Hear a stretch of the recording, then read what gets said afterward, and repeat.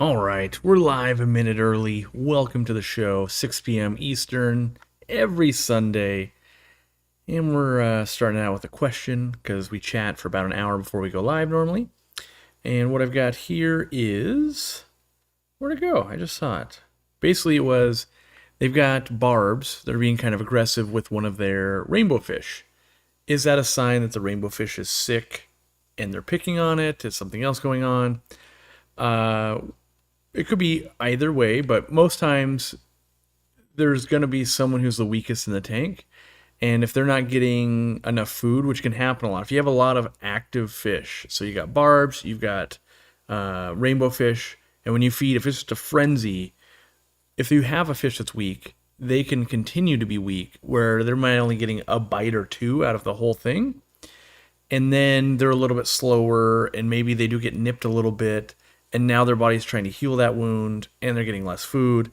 And so what I would do is, if you have another aquarium, move that fish and get it into an environment where it doesn't have those factors against it, like food and maybe bullying. Now you run that fish in another tank, maybe it lives with some tetras and that kind of stuff for 2 months. It's eating tons of food and doing really, really, really well. You can usually add that back to the main pack. And a lot of times it'll just settle in just fine. They don't really remember, hey, you're the one I used to bully or anything like that. But now that it's bigger, stronger, faster, it can hold its own. Now, if you do take that one out and you put it into another aquarium and you watch it just keep repeating, like they just chase down the next one, you do that again, you chase down the next one, you might actually just be at a point where you have incompatible fish makeup or setup, or maybe it's the gauntlet and there's not enough food going in. But if it's a repeatable cycle, there's something much bigger at play there and not just one guy or gal that got behind the pack. And you see that a lot with breeding fish, actually. And we'll transition to making fish and plants. When you raise fish up, if you've got 100 of something, you will get ones that are 5 times as big as the smallest ones, even though they're all born basically on the same day. And basically, a lot of breeders will call them racers. They race to the food, right? And so they might be an hour or two older, and they get to the food a little bit faster, and they get ahead day one. And day two, they get there faster again, and again, and again. And so what happens is, after a week or two, you've got fish that are, they're like sizably bigger than these ones. And if you don't start separating those out, you'll get these big disparities where you put in, we're going to use simple math here. You put in a cube of, let's say, brine shrimp, and maybe you have 30 fish out of those 100 eat that cube, and 70 are basically getting nothing. That's going to starve out a lot of fish. You're not going to raise very many. Now, if you were to catch out all the big ones and move them, or catch the 70 small ones and move them, and now you're feeding each of them, that works a lot better. And you see this very common with angelfish and things, where you might have to separate them 2 or 3, 4 times, or a lot of times what you can do as you're breeding fish is each month basically take out the biggest. And so maybe month 1 you take out the biggest ones into a new tank and you're raising those up separately, and in month 2 you take the biggest from the small tank and you move them up, and then in month 3 the biggest ones in the move up tank go to a store or you sell them or whatever you're doing. And then probably the last third has kind of caught up and you don't really need to mix and match. You can always go, hey, you're the big one over here and you're the runt over here, let's swap you. But trying to keep like sizes will do wonders for kind of growing the fish and getting equal growth by just pairing sizes. So, yeah. What I want to talk about today is, I think I've been sleeping on the fact of breeding your fish and plants and stuff it feels like it goes a lot further than it used to. Just with inflation and things like that, where you're more likely, like, what do I want to say? The price of things that you can breed has gone up. You still make just as many, but I feel like there's some kind of gap in between how much you make hourly and how much fish sell for right now, to where it's more beneficial to breed fish than it was. It's still not, hey, we're all getting rich off of it, but I do believe it's easier to go, hey, I'm breeding swordtails or something like that, and I want to buy discus, and now all of a sudden you can trade in 20 or 30 nice swordtails and take home a nice $70 discus. And I think that's where I'm seeing this, where like a neon tetra, for instance. A neon tetra 10 years ago was $1.99. Now it's $2.99 to $3.99. But a discus or a zebra pleco 10 years ago was kind of the same price as they are now.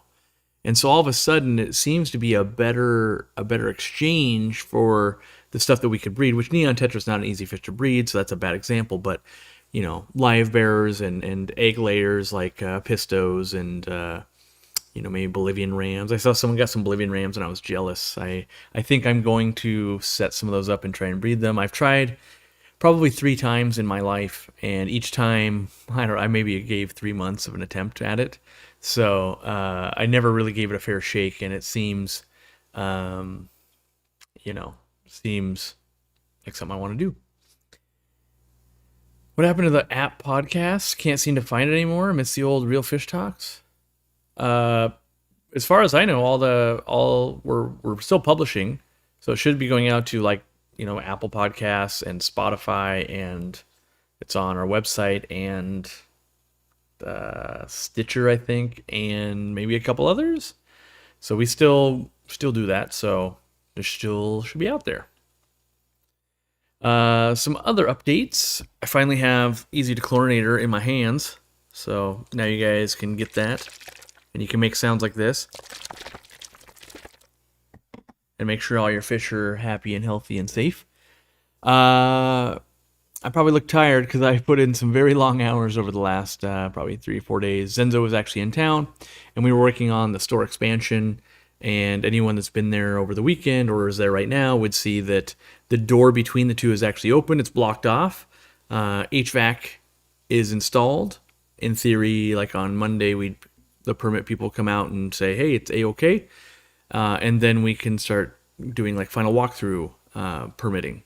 So we're getting very close, and in my opinion, it's looking pretty good. We're gearing up on fish, and I guess what that meant is there were days when we got there at 6:30 in the morning, and it's 45 minutes to get there. So early days, long nights, kind of working and just getting stuff ready as best we can, and. Yeah, so I can see in the camera, I'm like, I look tired. I don't feel it, but I look tired, so yeah. I breed Kubota, Rasboras, and CPDs. They sell for 25-ish Australian here. Yeah, I mean, CPDs now, they're kind of like a $9.99 fish where when oh man, I'm dating myself, like in 2000, when I got into fish, which wasn't until 2020? Wait, 2020. Wow, I must be tired. 2002, 2003, somewhere in there. CPDs were like a $3-ish fish, and so that's where it's breeding those and making maybe up to $1 wasn't really worth it for the amount of work. Which, by the way, if you want to breed Celestial Pearl Danios, in my opinion, the best way to do that is to use a matin sponge filter in the middle, and then have one outflow going one way, one outflow going another way, have a bunch of moss, and basically have the adults on one side, your breeders, and let the moss sit in there for 5, 6, 7 days. Move the moss to the other side, let those babies hatch out, and then put new moss there. And those babies hatch out, and then you can catch those babies after they've hatched out, and you've been feeding them, for a week, and you can kind of get those moved to a rearing tank. And then that moss that you have right there again, hey, it's filled with eggs. And you move to the other side, and you put the first moss back with them. And you can kind of keep that cycle going where you're basically pulling eggs every week. You can run that same method for rice fish and some other things too, a lot of egg scatterers.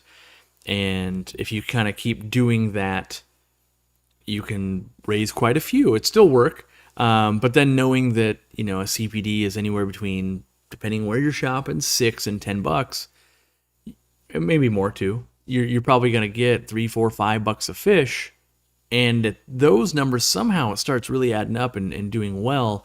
And I also think that fish prices, because of let's say COVID and stuff like that, a lot more labor goes into a fish and travel goes into a fish than a dry good. So fish prices have gone up, but if you were trading fish for food and heaters and filters, that kind of stuff, your fish and the time that you've spent goes a lot further. So, yeah. I get CPDs for $4. Nice. Yeah. I have a koi pond outside, and it's about 3 feet deep. Do you think I'll need to bring them in Ohio?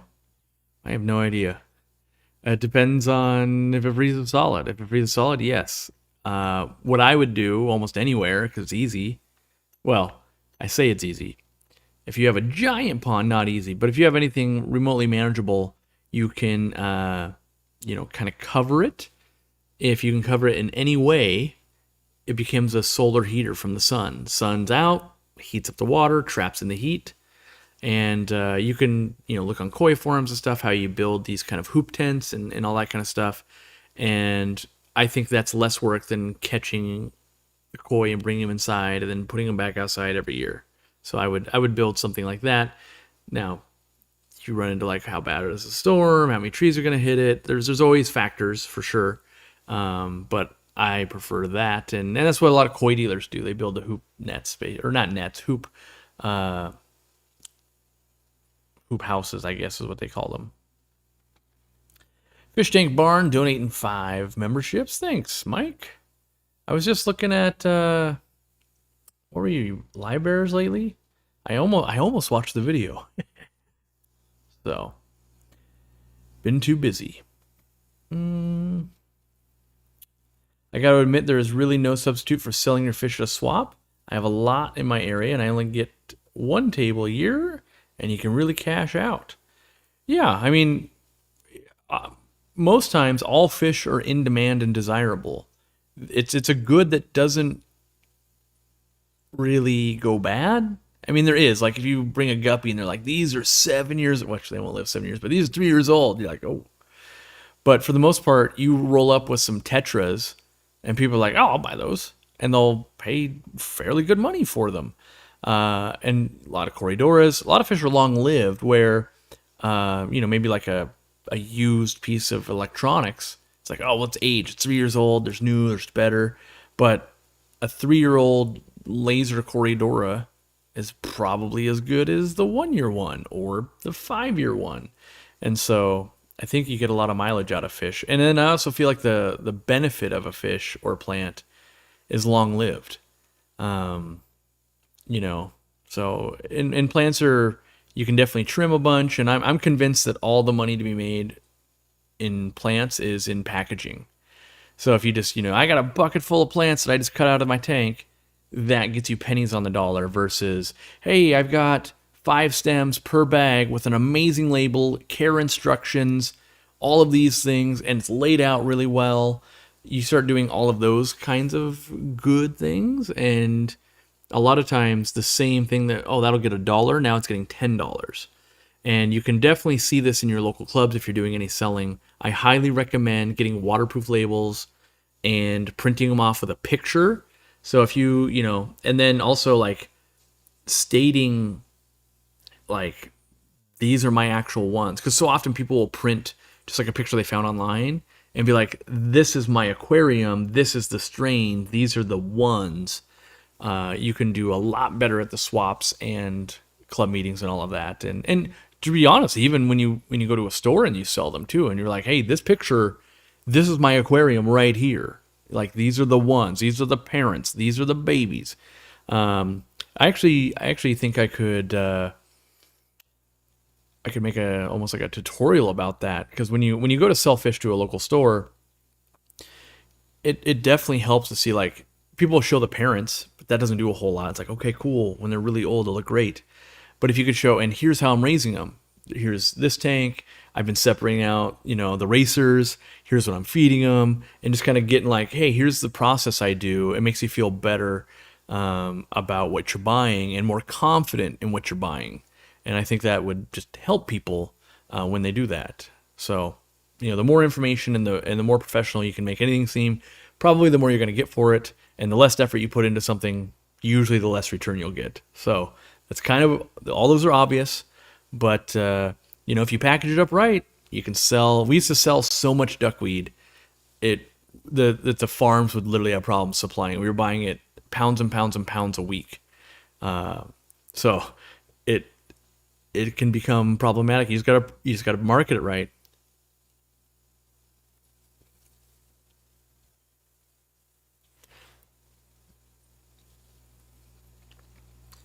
Let's see here. The Aquarium Co-op app does not exist anymore. If you're looking for that, the podcasting app, because it was, you had to keep recertifying it for Android and iOS, and it was hundreds of dollars. And they'd make a tweak, and you have to do a thing, and we abandoned that kind of a long time ago, just because the platform it was even built on was kind of archaic, and while we could put a bunch of resources into that, it didn't make sense. We would want it to do like a whole bunch more, and in general, I am anti-app from a business owner standpoint. I use every app on the market for everybody else's stuff, but I realize how problematic it is to keep a well-updated app. You'll see it in a lot of aquarium stuff where, like, why is this app one step from unusable?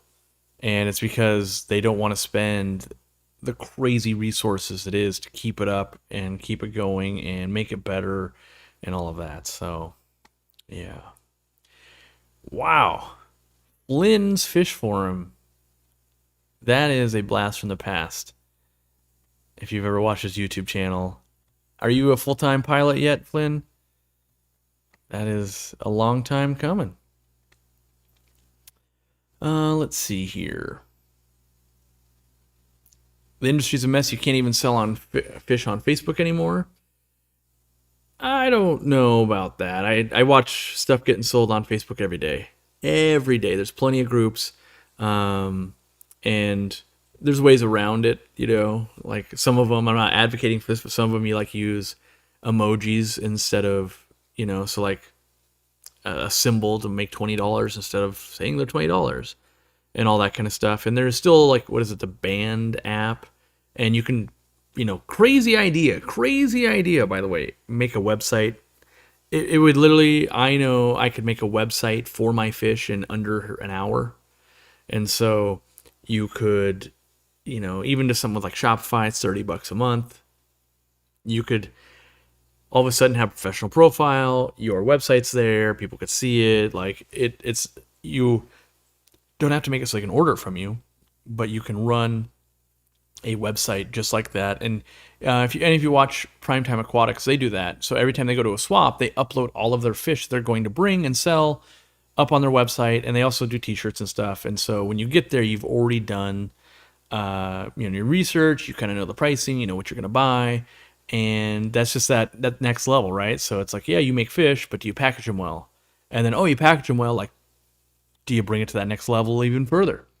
And even we're working on doing that. I've got some projects that we're working through, but one of the next, I shouldn't say one of the next, but in the soon pipeline for the retail store, it's our goal to list all the fish in the store, and then very loose quantities. And we're just going to do two modes. So, it'll say, like, let's say neon tetras.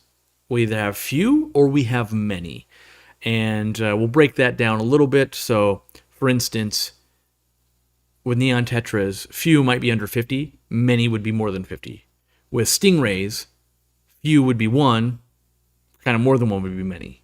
And so, if you expect, like, well, I expect them to have like 100 Amano shrimp. Like, yeah, like 100 or more Amano shrimp. We have many Amano shrimp. Come on in. If it's flagtail Prochulotus, we have few.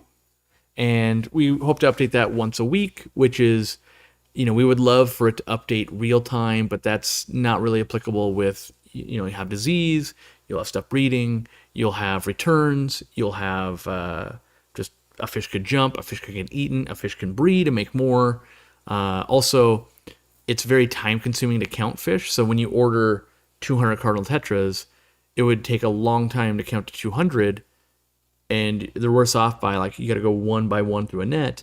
And then also you'd have to count them twice because they're like, I got to the end, it was 198. Like, well, is it 198? Or did you miscount by 2 on the way there? And so, yeah, I think we're going to work towards that system. It's going to be very rudimentary and easy, so that we don't just make an 8-hour job for someone every week. And there'll be disclaimers like, hey, this is when it was posted. It was true at the time. Anyone could always walk in a minute later and be like, I bought all the fish. There's nothing there now. I bought all the neons, or I bought all the stuff. Tiffany White bringing 5 memberships. Thank you very much. Welcome to the new members. Rosie Barb Tank starting to look good.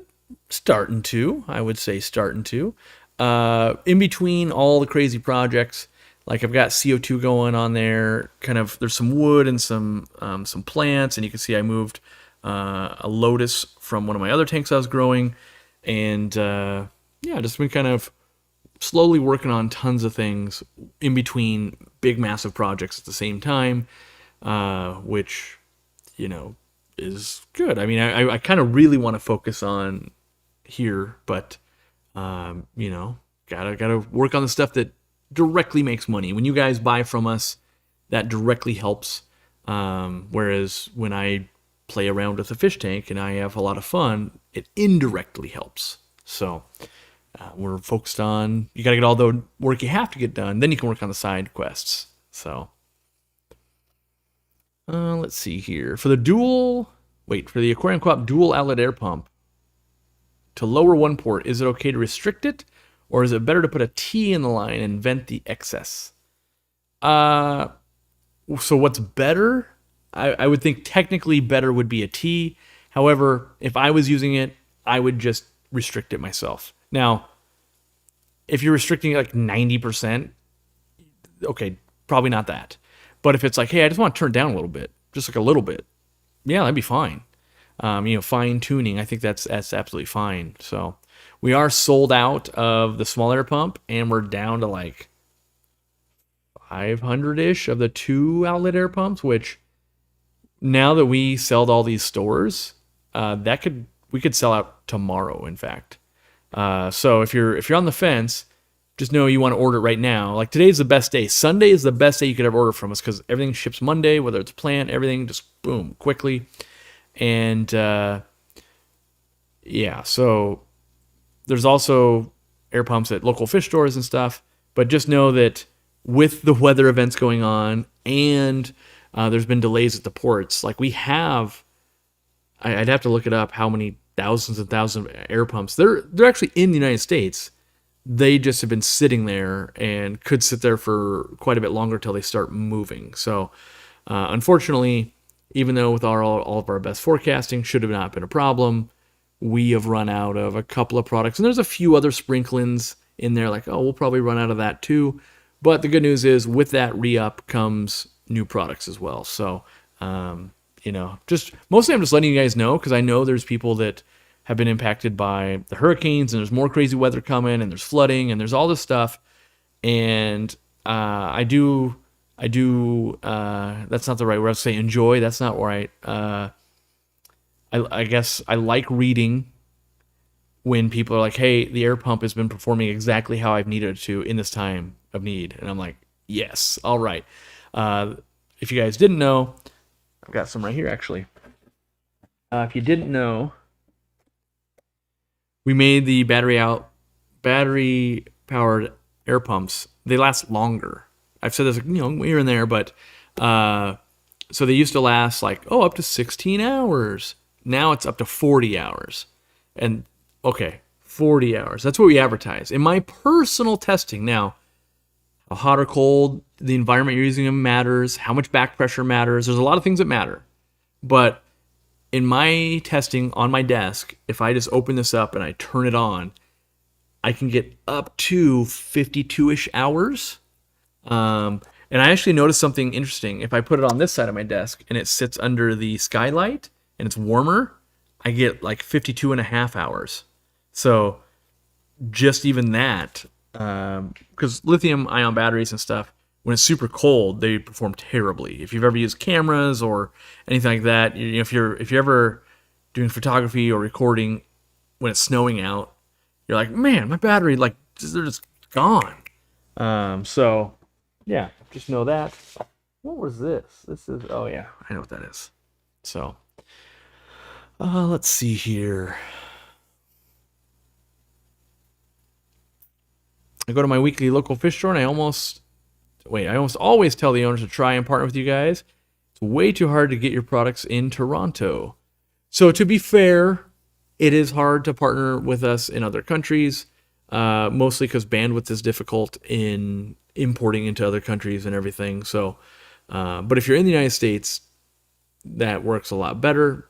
Someday when we can stabilize where we're not opening the retail expansion and we've got enough product in stock and we can start helping stores navigate the international parts of products and things. And so there's definitely like chemicals are one area, electronics are another area, just normal, like even textiles, there's another area, and starting to help navigating per country and logistics of like, well, how are we going to get it there?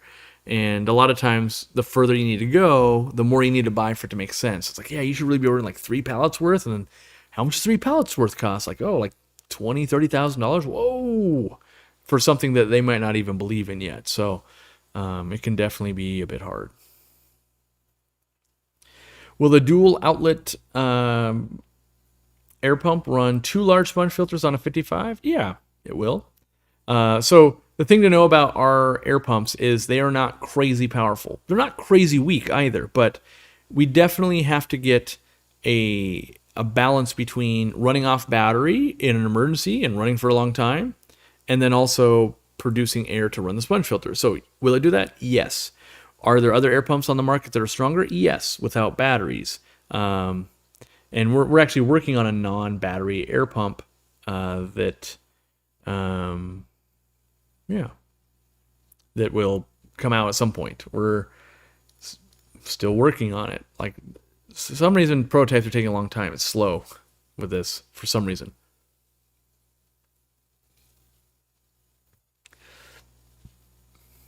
Can't find a good Trident fern supplier. I swear Europe is spoiled with amazing plants.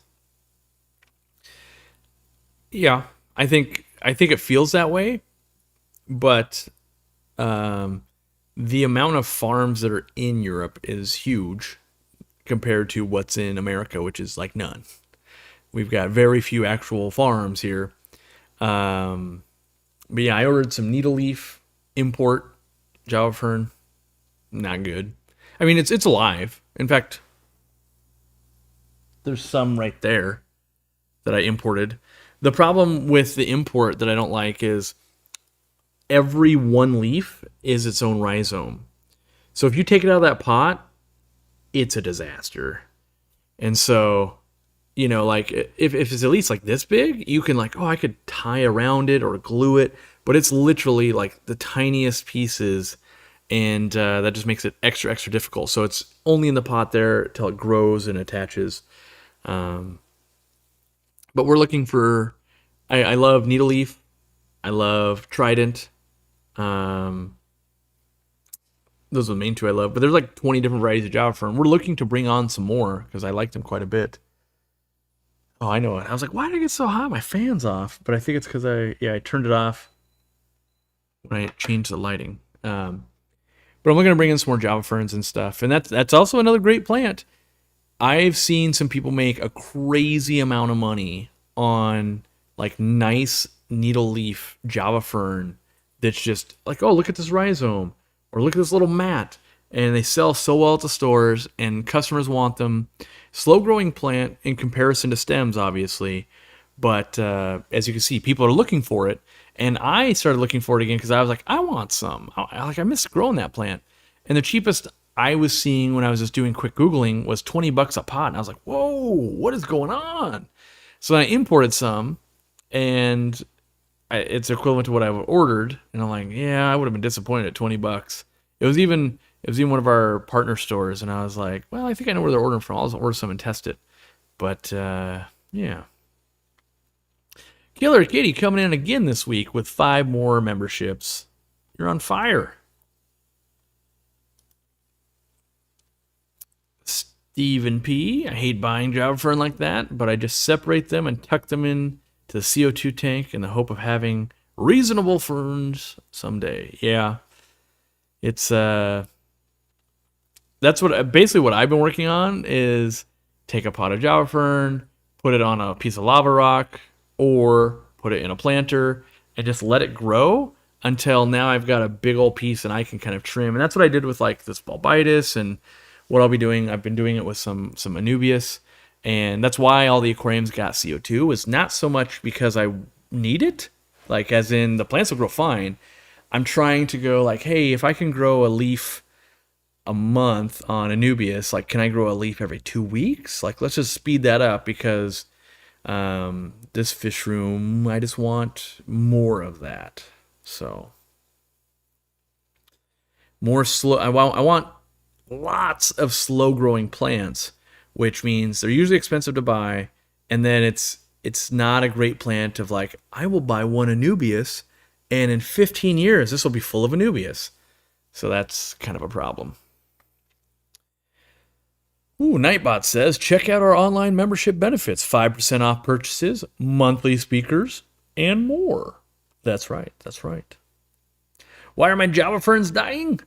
Could be not enough nutrients. One of the big culprits is potassium. Maybe it's not getting enough potassium. But, if you're not dosing Easy Green, that's the first place to start. Could be you've buried the rhizome, so where the leaves come out, if that's under anything, whether it's the pot or the substrate, all of that will kill it off.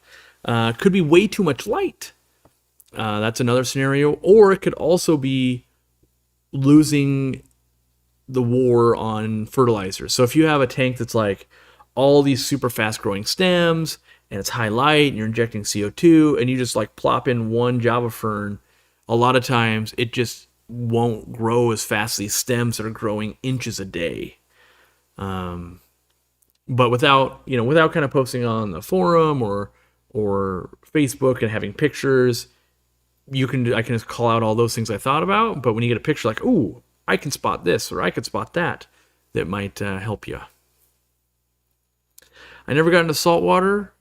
I mean, not to the levels of freshwater. I have kept, some reef tanks. I professionally serviced tanks, had clownfish, stores I worked at. I've had tanks I've had to maintain that are saltwater. But yeah, every saltwater tank that I've had or kept or serviced, I've had 50 plus freshwater tanks that I've done. So it's not that I dislike it. It's that in general, it was always more expensive and I got the same or more enjoyment out of freshwater for me. How am I approaching CO2 injection? Low and slow or dialing in for optimal target ppm? I am definitely the low and slow guy. Basically, I am, for the most part, putting in CO2 into my water that is the least amount possible that stays stable with the regulator. So if it's like, oh, bubble, bubble, bubble, and it'll do that tomorrow and the next day, that's where it'll stay.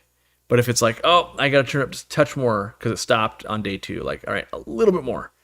Where like the 800 gallons, such a big tank that it's actually like the bulbs are pretty fast and I'm using a reactor, but no purling's going on because 800 gallons of water to 5.5 Vallisneria is never going to reach the oxygen saturation point yet.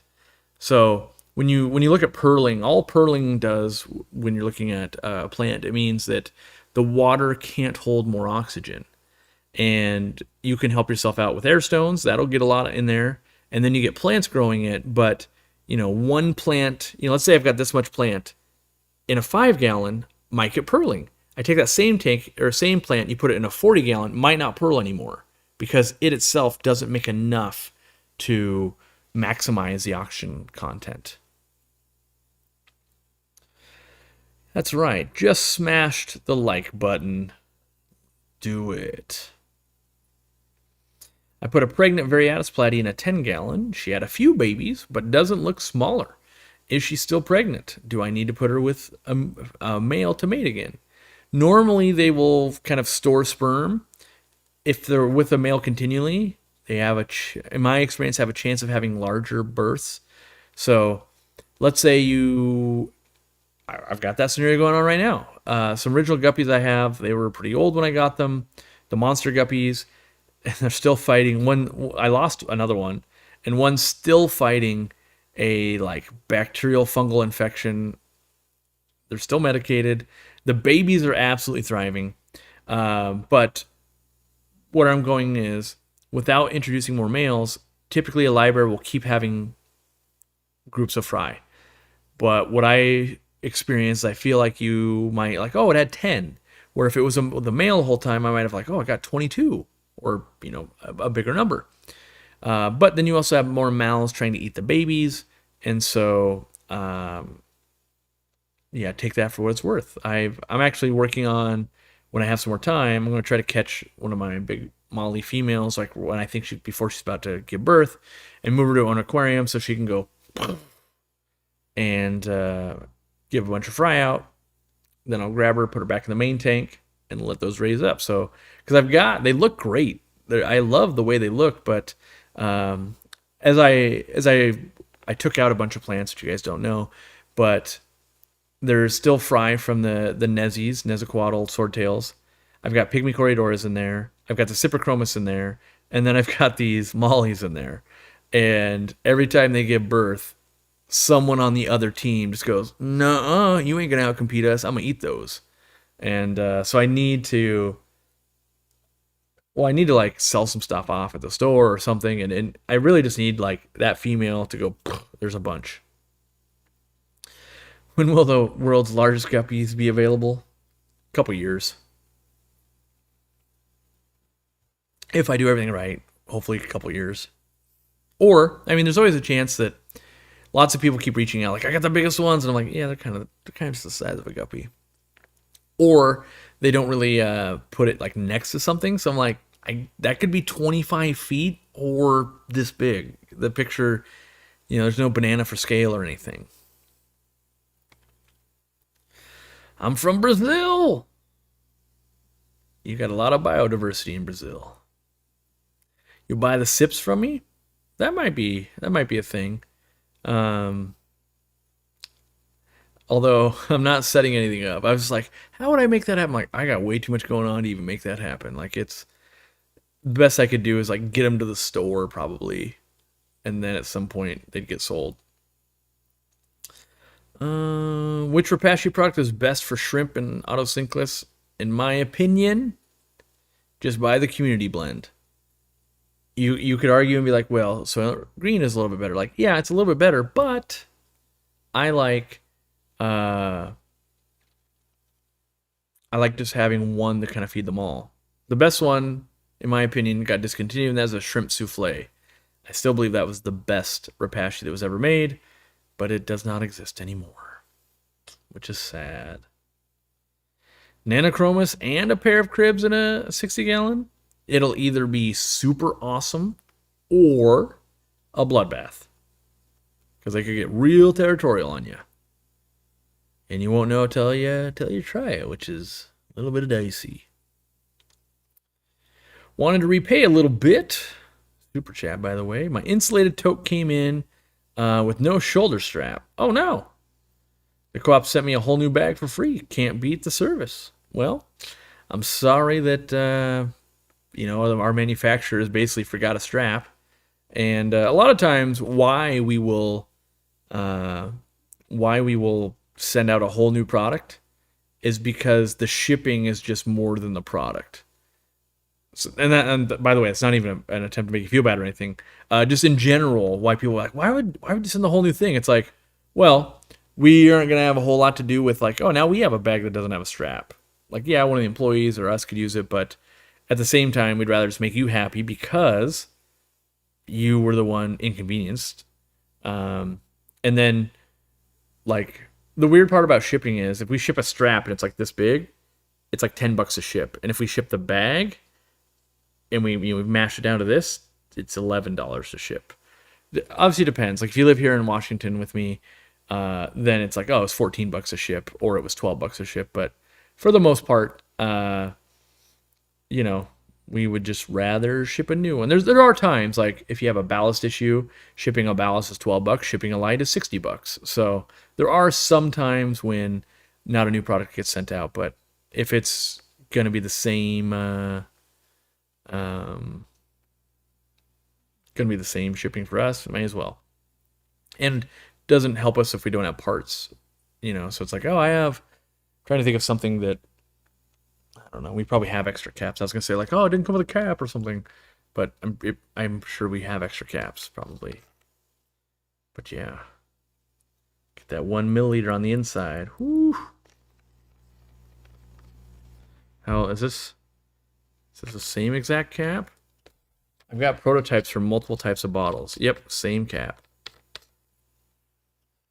They say, oh, yep. See, they are different. They are slightly different. Prototypes I had have the seal in it. This one does not have the seal in it, but the seal also goes on the bottle. Interesting. What's this one? This one. Yep, same. No inner seal because the seal's right here. Do I have others? I must have others around. I've got clear ones too. Before we had them made in green, they didn't want to just make like 10 green ones. So like, we'll make you clear ones and we'll make them green, but a whole nother run of green, you got to do the whole run. So why aren't more people using freeze-dried bloodworms? My fish are loving these things. I think it's kind of a cyclical thing. Like 15 years ago when I worked at someone else's store, we sold so many bloodworms. And it was just more popular on the forums and things. Now it's just kind of, I feel like, this is just my own thing, I feel like somehow we've spent infinite marketing dollars as a hobby to be like, soldier fly flake food is great. And it's fine. And you're like, yeah, I only feed my fish bugs. And it's like, cool. Why not bloodworms? Like freeze-dried bloodworms. Oh, because no one's spending hundreds of thousands of dollars to market them. That's why. But just you wait. We have our own Aquariumcoop bloodworms coming in. In fact, well, they're actually up there. I've been feeding them up there. But that's one of the products coming in with our delayed container. So you'll be seeing us promote them more. And the fish that love them will still love them. That's the good news. So, but I think it's mostly just marketing. Like bloodworms didn't really get better or worse. Like they just are what they've always been. And for the most part, I don't think I think there was a cycle where it's like, oh yeah, and then delve down and maybe it'll come back. Who knows? I've had a nightmare for 3 days. My community is about 40 fish ranging from barbs, corridoras, loaches. I bought some tetras and they have ick. I have been panicking, throwing in salt, ick-X, raising the temp. I'm lost. Well, so the first thing is don't panic. And the reason I say that is ick usually would take a few weeks minimum to kill your fish. So if it's just ick, that parasite to overcome fish takes weeks to maybe a month and a half. So, and a lot of times people are like, hey, I gotta stop from spreading. Like, no, this is an all or nothing thing. Like you're gonna treat it. And so just be careful. You've turned up the temperature. That can cause stress on fish. So a lot of times what can happen is you can create a environment that is actually worse than the original parasite. And so what you'd want to avoid is turning up the temp so much that it affects plants or makes fish uncomfortable. You don't want to put in so much salt that it affects the plants or makes the fish uncomfortable, right? And then you've got ick-X going in, which kind of makes the fish uncomfortable. So, I personally don't change the temperature when I treat illness. And that's the store, that's here, that's everywhere. Because in my A/B testing, when you take a group of 100 tetras and they've got ick, and you put 50 in this tank, and you put 50 in this tank, and you crank the temperature on this one, and you don't put a heater in that one, and you use the same med, I see zero difference in the length of treatment or survivability or anything like that. Now, I can see sometimes they're more skittish. They actually do worse, but I haven't seen improvements when I've done those tests. So I personally don't turn up the temperatures. I will use ick-X and salt sometimes together if I have things that tolerate it really well. And I'm actually making some presentations for myself, and then we'll also share them with other stores. But usually, the bigger the body the fish is, the better it'll tolerate salt, because we're dehydrating the parasite. So if you have a fish this big and ick is this big, and then you have a fish that's this big, well, usually the salt will kill the ick first, then it would kill this tetra, then it would kill this big fish. So in general, goldfish do really well, African cichlids do well, lots of Central and South American cichlids do well. I'm trying to think of other things I can just think of that I find that bichers do pretty good with salt. Most catfish, honestly, in my experience, except for dwarf anchor cats, I haven't had great luck with them, but they're also a very small, delicate fish, in my opinion, even though they're an armored catfish. But yeah, the Icex, what I like about Icex is we've used so many hundreds of gallons at this point with hundreds of thousands of fish, and it's always really worked well. So usually I only add in salt on top of Icex if I think there's also bacterial and fungal infections and there's like a soup of disease going on. And if you don't feel like that, I'd be like, hey, it's just ick. Like, I got some cardinal tetras, they got some ick, they brought it in. Great, Icex, change water tomorrow, Icex, change water tomorrow, Icex, change water again, Icex. Just do that every day. And after 5 or 6 days, you will probably have beaten it. And then if it's been like 7 or 8 days and you haven't beat it, maybe your water parameters aren't good, or maybe you've misdiagnosed it. That can happen too. You always want to try and alleviate yourself of stress factors. So it doesn't make sense. You got the flu. Don't hop on a treadmill and run. Like, that's gonna make it worse, right? So the more you just I gotta rest, I gotta relax, ease the stress, makes the flu more bearable. So, and that's what you want to do for your fish. They are sick. They need to recover. Everything you can do to make it more peaceful. Yeah. We're shirt twins today, Corey. It's such a comfortable shirt. I agree. I ordered myself 3 more of these, so I own 4 of these now, and 3 of the Enjoy Nature Daily shirts. But I have the same problem I always have with the Enjoy Nature Daily shirts. These are the same shirt, but this one's not black. So every time my dogs go, Dad, I want to sit in your lap, the minute I stand up, I own short hair chihuahuas with blonde hair all over my black shirt. So I like having shirts in this color because it totally doesn't have to work with my light-haired colored dogs. And if I had cats, same thing. So, but yes, I find them to be very, very comfortable.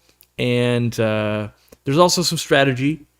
Like, if I know I'm going to like do some painting and stuff, I'll wear a black shirt. I'm not going to go out of my way to wear a light-colored shirt, but yeah, I prefer these. Let's see if they're back in stock yet. We did sell out of the smalls, but we already reordered them.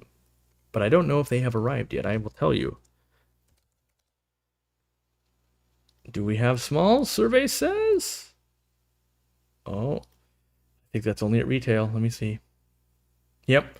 We've got 3 smalls at retail, but we have not restocked these smalls on the website yet. So keep an eye out for that, but, do me a favor. Just buy all your stuff today and then buy another one, because we got more stuff coming in. You don't get it today, you'll get it tomorrow. Let's see here. Rob, donating 5 memberships. Been a member for 6 months. Hey, thank you for that. I just gave in and I wear my shepherd and my husky fur with pride. Yep. I mean, I have no problem with around the house, but I feel like I gotta watch myself when, like, oh, I gotta go to the dentist, or I gotta go to the doctor, I gotta do a thing. Yeah. Let's see here. What's the best way to make a good ecosystem for your tank?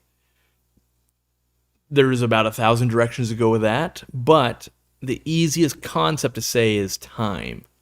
The longer time you give your tank, the more seasoned it will become. It will just develop more bacteria, more organisms, more stability. All of those things will happen. And so giving it more time is the best, easiest thing. Let's see here. My pistos love baby brine shrimp. Never had an issue with them not eating them. Yeah, it's pistos are a big fish to be eating baby brine shrimp, but some fish love those really small foods. Like Cyprichromis are another one. Like fish looks visually too big, but loves to eat it. And certain African cichlids will do that too. You're like, bro, you are huge. What are you doing? Like, they love it.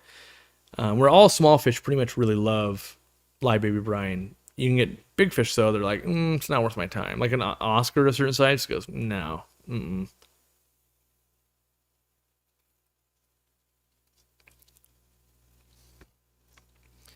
I have to do a paper on college. Wait, brain slow. I have to do a paper for college on a problem. What is a problem in the aquarium hobby that I could do a paper that's 4 to 5 pages on? Well, so really, you could stretch out any problem for that long, I think. I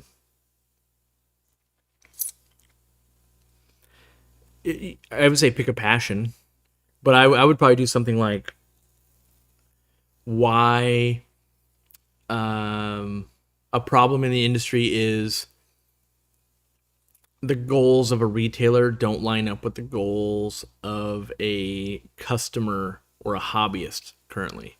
Like if I sell a fish to you and it gets sick and you buy the medicine actually costs more money than it's like the treatment costs more than the fish does most times. And then on average in America, you're not really penalized if you kill a bunch of fish, where in Europe you are. So, like in Europe, you have to apply. It's a trade, basically. So, like here, let's say you want to be an electrician, right? You have to become a journeyman and work under someone and train and get licensed, and then you can be an electrician out on your own, basically, right?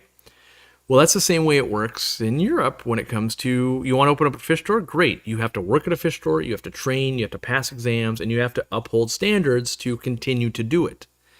And so you could write a whole paper on how basically, like a big chain store, their goal is not aligned with the hobbyist. Of like, the hobbyist wants the best for that fish, wants it to live a long time, wants it to be beautiful, wants it to do all these things.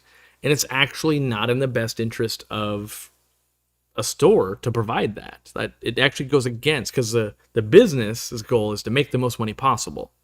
And in general, you can maybe basically dedicate a page to each one of these things. You can go dedicate a whole page on how American consumers in general want to save tons of money, and so that doesn't align it. Like most people won't spend $200 on a discus when they could buy them at $50, even if they know the $50 discus is more likely to be sick and have less potential. They think they can fix it.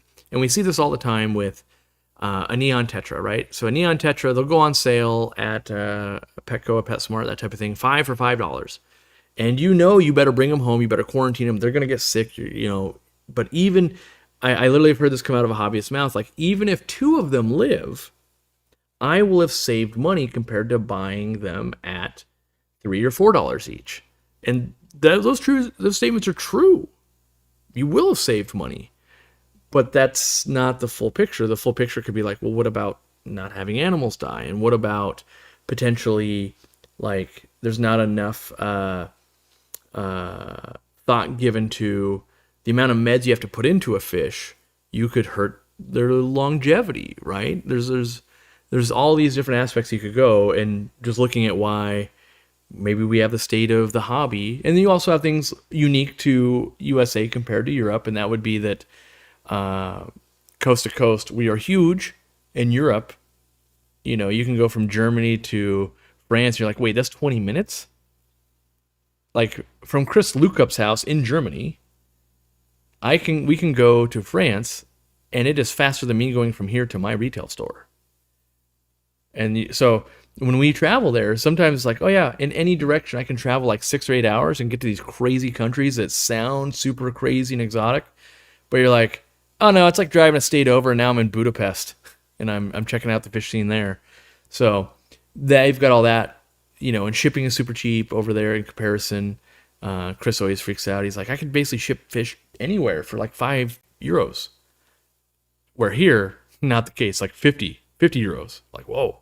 And it arrives like overnight there too, like 1.5 days. So a lot of that kind of stuff going on. And I think you could write an interesting paper about that, and it would force you to think a lot. So it depends on if you're like, I wanted to satisfy the requirement, write a 5-page paper, or you really want to do some in-depth thinking of like, huh, yeah, that's weird. When you kind of think of like, yeah, I can see why, and it's the everlasting Godstopper. Like, why do we have heaters that don't last forever? Like, it's not in the best interest of the company to sell one. If we were disproportionately willing to spend money for a heater and we wouldn't buy crappy ones, like is the case in some European countries, then they have to make good ones because bad ones won't sell. Will I be going to Aquashella Daytona? I will not. I got things I got to get done. Got to open my retail store expansion. Yep, got to do it. I might have already covered this, gone on to another subject, but if not, how much of a challenge is a community tank for breeding? Any winning combos? So if it's just purely you buy fish and you put them in, it's a complete menagerie. Your best odds, in my opinion, are live bearers. Pick some live bearers you like, give it a try. But if you're saying, hey, I want to keep different things in a tank as a community, but I want to raise stuff, yes, things like shrimp and live bears go together really well. You can also add in snails with that. They do really well also. You might be able to add in, I'm trying to think of something else you could make, plecos. I've done all of those in the same tank. Now, each species you add, kind of the bigger the tank needs to be, and the more food you got to feed and all that, and it adds a layer. You can get boom bust cycles of like, oh, I've got 400 baby plecos, but only like 40 shrimp. Or I've got 400 shrimp, but man, I don't have a lot of baby plecos because they're competing for the same food, even though you're putting in tons of food. But yeah, you could get a whole thing going, especially if you want to go with like African cichlids. You could do a bunch of different species together and breed them. Are we going to bring back the Murphy polo collared shirts? We most likely will not. That was kind of just a merch drop. A lot of the merch drops, when they say limited, you got to get them when you can get them because they aren't coming back. And we know ahead of time, like, we're going to make one run of these. That's what they're going to be. Get them if you're going to get them. Moving on. What's in the tank behind me? In this tank, we've got longfin rosy barbs, which I am just enamored by. I've got a ellipsifer eel from Lake Tanganyika that you never really get to see on screen. And I've got these African tetras that are $50 a piece that I got from Dan's Fish that still look terrible. And what I mean by that is, I knew that when I bought them. It takes 2 years before they color up. So these little silver things, you're like, oh, you paid $50 for those each? Like, what's wrong with you? But then, hopefully, at the 2-year mark, you're like, those are the coolest things I've ever seen. Where do I get them? And you're going to go, oh my gosh, they're $50 and 2 years? That's nutty. And so this is a social experiment for myself. My thought was, I would normally never, ever, ever, ever buy those because they're $50 a piece, and you got to wait a long time. But I was like, I should do it so that we can all enjoy it together, and they're on camera. So, yep, kind of is what it is. Chris Dell with a $5 super chat. Thank you. If sometimes you buy a super chat and you mean to write something, but you were asking about the polos, so maybe that was the question answered for you. So hopefully that did it.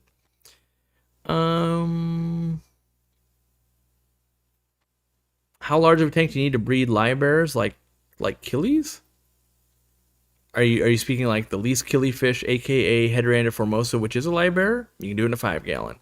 Most, I would say the smallest tanks, most live bears and most killie fish can be bred in 5 gallons. Keep in mind I said the word most, right? And you could easily say, but 10 gallons are so cheap and easy. Why wouldn't you do that? And I would say, why not? The question was, could they be bred in small tanks? And yes, the reality is, for many, many, many years, like guppies and swordtails and other things have given birth and raised up in even like pickle jars. So there's, you could put a lot of effort into it, or you can go with something a little bit bigger, give yourself a little more breathing room. Any way to grow Christmas moss fast? Not really. You can provide it good nutrients and CO2. A lot of plants that aren't stem plants, basically, uh, they don't grow that fast, and that's why plants cost money. Where stem plants, they do grow really fast. You might be able to make a stem plant this much of each stem every week, and that's a plant you could sell. But that's also why you're like, can't you just get groups of stem plants for like stupid cheap? And like, yes, you can. And then like, why is Anubias so expensive? It's expensive because it's slow to grow. Yeah. And so Christmas moss in general is not super fast growing, and it's the faster you try and grow it, the more algae you get. And so if I was going to make a Christmas moss farm, which I wouldn't, but if I was, you'd get a big tank like this, you'd fill the whole bottom with Christmas moss. So we used to do this at a store, actually, at the owner's home. It was a 150-gallon tank.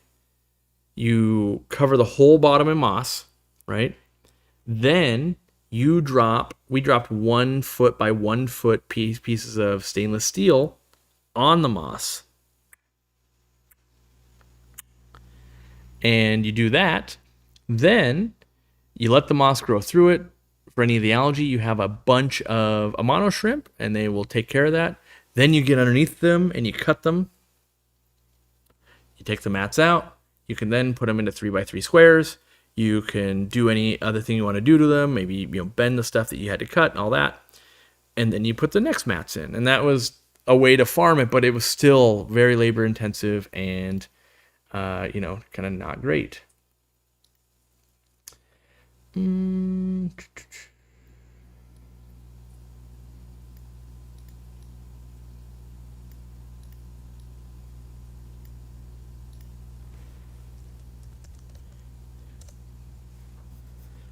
Getting messages from the retail store. Let's see here. Planning to make a trip out to Washington, and of course, checking out your store. It's on the to-do list. Well, hopefully it'll be open by then. Quick tips for successful growth of Aquarium calamastratum. This is my second attempt. It's shorter or taller tanks. Mostly, get one that's not dead. Put it where it's going to go. Don't touch it. Give it lots of root tabs, and just don't touch it.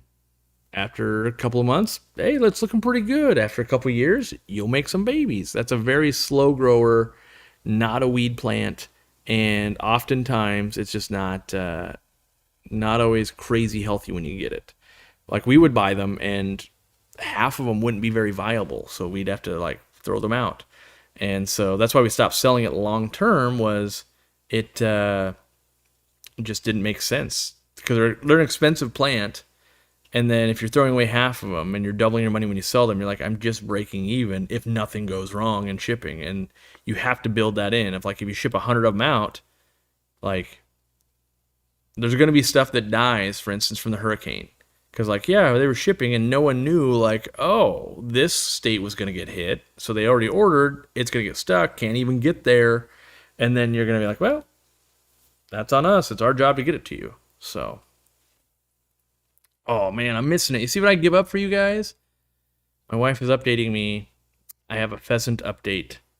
We've got several pheasants running around right now. Some neighbors have some pheasants, and they run into our yard and stuff, and they're fun.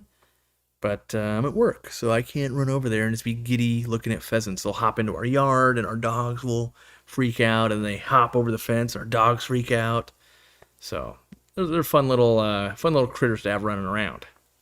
I much enjoy the nature daily, if you will. I finally got my Barbados Corys breeding now just to find a nerd that's willing to drop way too much money on a rare fish. See, that's where I differ from a lot of people. I spend the big money and then I unload them cheap. So for me, I can usually make quite a few fish. Maybe it's skill, whatever it is, but it's not uncommon to pay somewhere between $15 to $30 for Corydorus barbatus, right? When I breed them, I typically sell them at $9.99. And you're going, that's below wholesale. Like, yep. but I'm also cranking them out, and I want to share them with the hobby. And so I guess the title of the stream, to illustrate the point, is I'm going to bring basically 15 fish in from Indonesia, and I'll spent $1,000. And when I'm done, everybody will be enjoying them, and they bought them for $10 to $15 per fish. So it's like, yeah, trios or pairs are $30. And that lets everybody kind of enjoy them. And what I know is, like, you spent $1,000, bro. It's like, cool. But if I need to recoup that, and I'm going to sell on average, each fish is $15, right? Let's do the math on that. So $1,000 divided by 15 is 66. I got to sell 66 fish. Now, for most fish that you would be dealing with, that's 1 or 2 spawns, right? And so I can usually get 1 or 2 spawns, and I bought 3 different types of fish. So I just have to get 1 or 2 spawns out of one of the 3 types to recoup my money. And then anything after that is a bonus. And so, like with Dean, we have a deal, and I talked to other stores about this too, like find your good breeders. I will purchase the fish, and then I will give them to Dean, and then I get the first spawn for free. After that, I will then buy them from Dean. And it's because almost always they will cover all the money.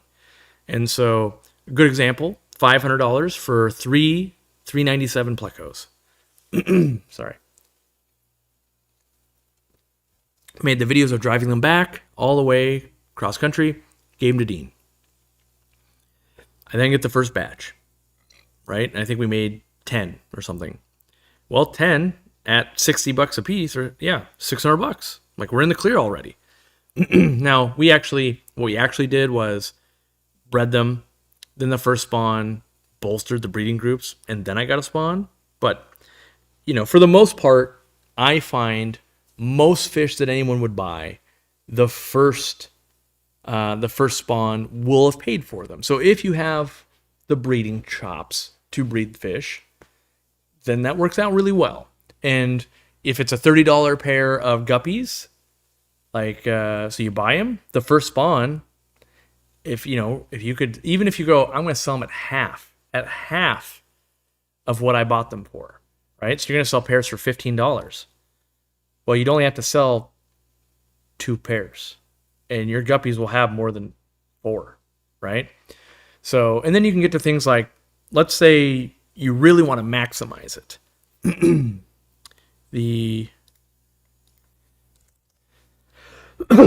My wife's going to bring me some broth because apparently my voice won't work today. If you really wanted to maximize it, you'd grab like 1 male and female rosy barb. You'd spawn them, and you'd be like, wow, I made 90. Made 90 on the first spawn. So I'm into it for $12, and I'm going to sell them to a store for $1 each. Spent 12, sell it for 90, spent $30 on food and that kind of stuff. I make a profit. Who do you sell them to? We got videos on this. People always are like, who, what do? It wouldn't work in my area. There's always a way.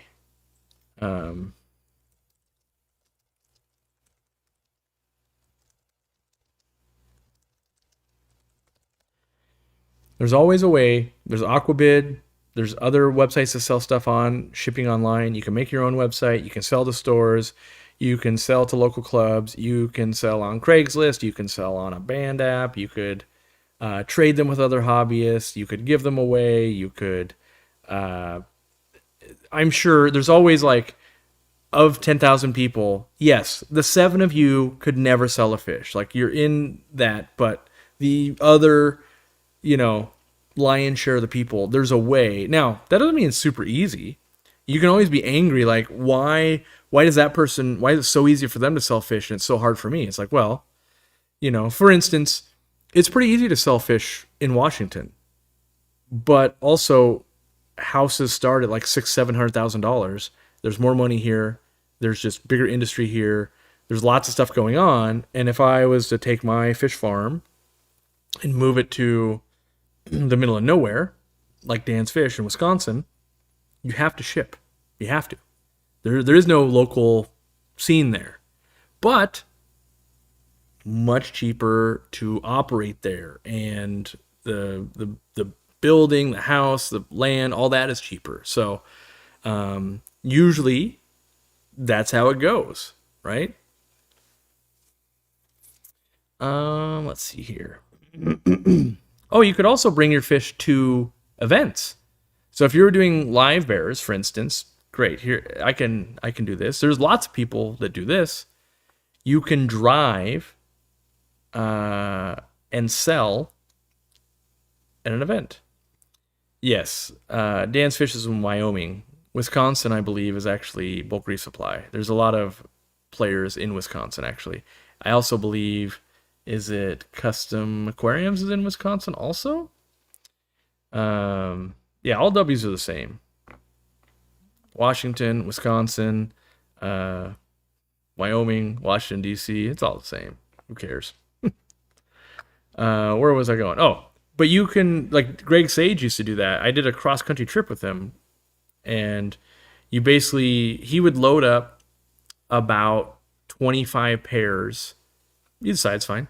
25 pairs of each type of fish he would breed, and then he would actually transport them in small garbage cans, like the vertical garbage cans, so that he could use them as aquariums in the hotel rooms while he was driving. And so he would also always bring his dog too, which I thought was great. But he would take a 2 or 3 day trip to go to the ALA convention, and he would sell, like, I don't know, a few $1,000s worth of fish. It would pay for the gas, it would pay for the hotel rooms, it would pay for the fish, and it would profit. So, yeah. Patrick says, I breed fish I can't give away. Well, I mean, there's always going to be that. If you're making a fish that just nobody wants, that's on you. I mean, I do that too. There's fish, like, I buy plenty of live bears that basically no one else wants that I think are fun, and then they sell for very little money, but I got my enjoyment out of them.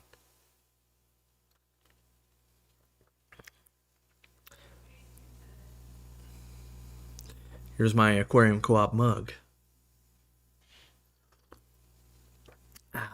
Why am I streaming from an iPhone? Because I find that it balances light and everything better and easier. So there's a Sony Alpha A1 with a G Master lens, which is basically $6,000 worth of equipment, and I find my iPhone gives me an easier and better result. So that's why I do it. Let's see here. Yeah, Dan's in Sheridan, Wyoming, which is a town of 19,000 people. Mm-hmm. Yep. I trade my fish in for store credit. Yeah, I've never had this problem. Now, again, I've always lived in Washington, but I talk with lots of people all around the country, and they'll update me how they're doing and everything. If you make something that is desirable, people will find a way. I mean, I do absolutely everything I can to make it hard for people, meaning that I'm not very accommodating. People fly in to buy from our retail store. Like when the Vienna guppies, people literally took a flight, flew in, bought the fish, flew back home because we refused to ship. So if you make them, you have a product that people want, they will basically jump through any hoop. If you have something that no one wants, well, that doesn't, if everybody wants pizza and you make broccoli, and then you're like, no one wants to buy my broccoli, what's the deal? Like, you gotta have a product people want. So there is that, which is not always easy. There's plenty of times like, I think people are gonna love it. Turns out only I love it. That's a mistake.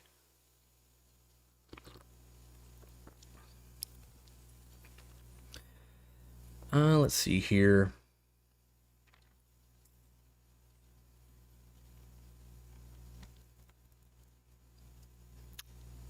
What to suggest for trying to start discus in Ontario, Canada? What do you mean? Like to keep them, to breed them, to build an empire, to make $40 billion a year breeding discus? Like, starting with what? Or what are we trying to accomplish? I've got some live. I gave some live bears to a friend, not knowing he was feeding them to his cichlids. I mean, that's how I started my career in breeding. I was breeding rats, and we would sell them to the pet store. My mom didn't tell me that they were snake food, so I got 50 cents per rat that I raised up, and I traded them in. We got bedding, and like, oh, maybe upgrade one of the tanks a little bit. Yes, at the time it was wire mesh top tanks in 10-gallon aquariums, and I didn't know any better, but yeah, I was up to like three rats. I had 3 tanks. I'm raising the babies over here. But yeah, sometimes, I mean, at the very worst, fish and plants are food. You make enough plants, feed it to a turtle. You make enough fish, feed it to a turtle or a cichlid or, a snake, whatever you're going to do. What's my favorite food for bottom dwellers like loaches and cories? Favorite food. If take out all work, rapashi is my favorite. I'm a little lazy though, so then most times I go with probably frozen is my favorite because that's easy and really good. Broth is fixing. Normal broth in a normal mug wouldn't do anything, but you can see how better my voice is. And that's because of the Aquariumcoop mug. I'm not going to say it cures everything, but my voice wasn't very good when I didn't have it. Can't rule it out. Got to A/B test it. You'd have to compare our mug to another mug. You'll have to do that on your own. I won't release that testing. That's my sales pitch to buy it. I just got my first batch of baby Celestial Pearl Danios. I hope at least some can make it. They're so tiny. Make sure you're hatching out some baby brines. Make sure you have little microfauna on the moss and stuff. So that's one of the reasons why I like the moss, is it'll be coated in little microfauna for their first bites. Let's see here. I added a short video of some pictures of my platinum albino blueberry snail babies to the Facebook group, and there's a post on the YouTube page. All right, good to know. Good to know. Candy says, do we know that's true? Do we know it's not true? I honestly feel like half of the world works that way. Like, you make some crazy claim, and you're like, it's actually up to you to prove it's not true. Can you prove that my zebra danios at my store don't cure chihuahua barking on leap year? There's a lot of products out there that in the aquarium hobby that just like make claims. You'll see it like, oh yeah, this carbon brick, we've carved it in a way, or this rock eliminates the need for water changes or feeding or anything. It just costs money. You should just buy it. AKA snake oil. Yeah. Welcome to the second month, Cameron Hollub. Best protozoan to raise fry? I feel like I'm not smart enough to answer this question. I thought protozoans were only a single-celled, free-living, or parasitic. Okay, I assumed all protozoans were parasitic. Incorrect. It could be free-living. I guess technically that's what paramecium would be, I guess. That's the only one I would really know. My mug is 100% effective 50% of the time. Yep, it's all how you hold it. Oh, you were holding it right. No wonder. No wonder. Co-op mug placebo effect? How dare you? There's no placebo effect here. I know zebra danios cure barking. I just came home with some, and I haven't heard a single bark, and I've got 3 dogs. I'm just saying, you'd have to prove that wrong. Broken clock is right twice a day. There was a woman in a Neo shrimp group? Oh, like Neo Cardinia. Okay. A woman in a Neo Cardinia shrimp group asking where she could get plants in the boonies of Tennessee. I told her she could get them from the co-op because of the new warehouse and quick shipping. Yeah. There's also we've got quite a few partner stores in Tennessee as well. So yeah. Let's see here. So besides buying all my stuff, you should buy my stuff. You're like a rock star, though I just got my first Aquarium Co-op sponge filter at my local store. It's the last one they had. Ooh, and they were out of some of the sizes. They be sleeping on them. Tell them get more. When do you think our Aquarium Co-op mug does not cure tongue twisters, apparently. Prove me wrong. When do you think your community page will be open for everyone to post? Yeah, I'm not sure, Jody. I'm part of the group of testers that have that. I'm in the chat. And right now, because a lot of other communities are not the nicest, they're having lots of problem with spammers and pornography and other stuff because people are just being trolls and trying to be funny. And so my guess is they're still working on putting out those fires before they're working on making it easier for the good actors to actually be able to post more, which is a bummer, but I get it. You don't want to our people seem to be awesome and more people want to take part in it. But if you've got, if we're 1 out of 30 and the 29 others are all having problems, you got to fix that first before you can open it up more for us. So I don't know. Just watching patiently. Just switched from API to the co-op for my root tabs and fertilizer. 2 weeks in, and I'm starting to notice a difference.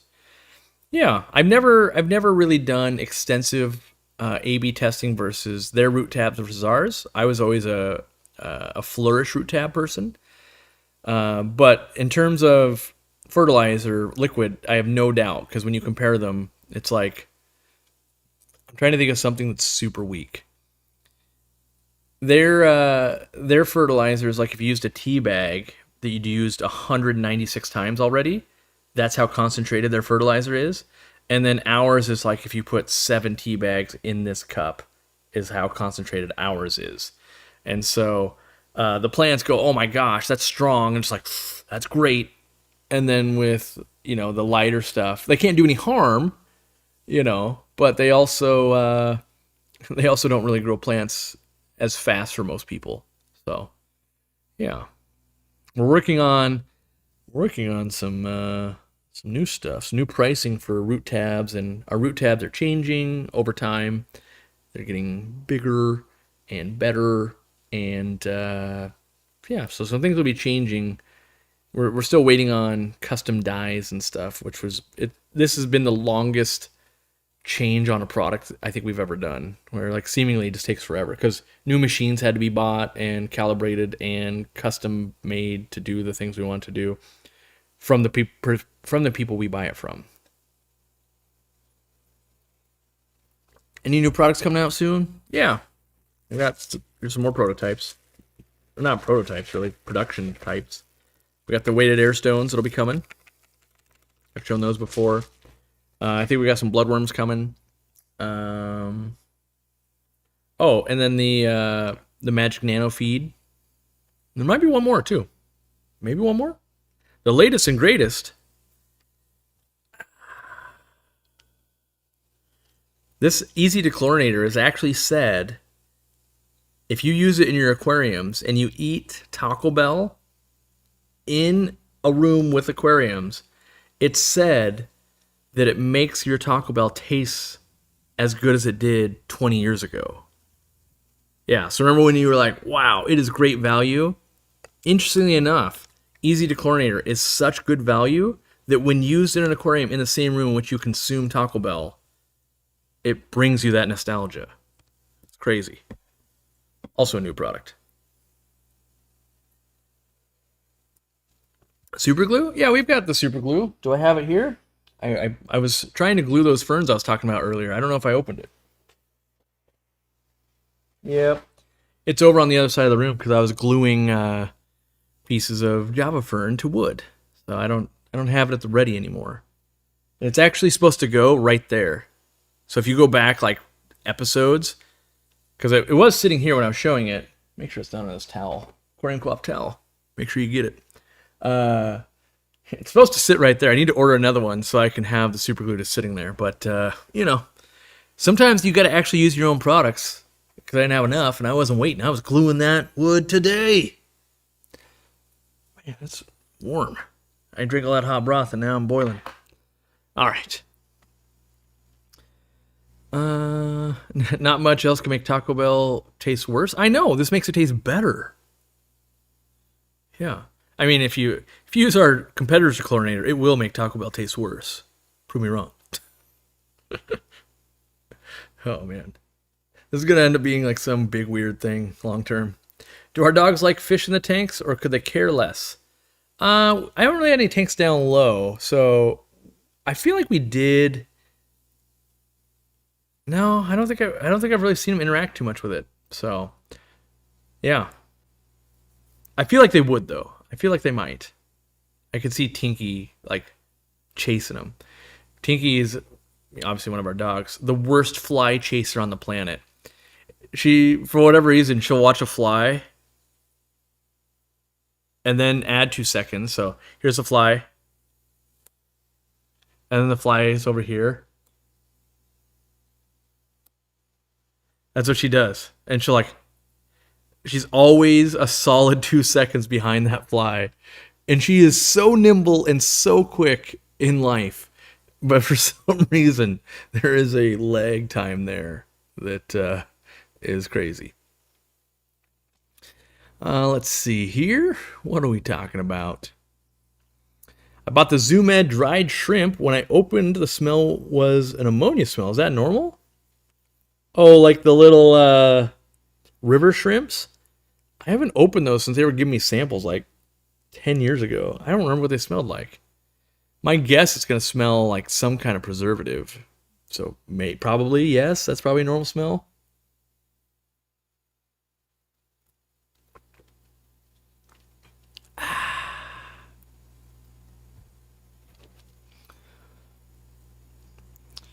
Let's see here. I can hear Vanilla Ice playing in the background as Taco Bell is being consumed. Whoa. My wife with the reference. It's because the fly has hypnotoaded Tinky. That is a... I assume everyone knows hypnotoads. Let's see here.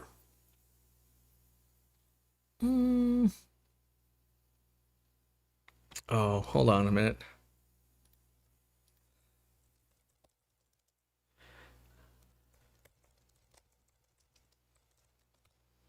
Got someone here to pick something up, and my wife's got to hand it to them because I forgot. So they rescheduled on me, so that's what happens. Supposed to pick it up Friday, turns out Sunday, and I was like, oh yeah, I'll remember to put that up for a live stream. Didn't remember. I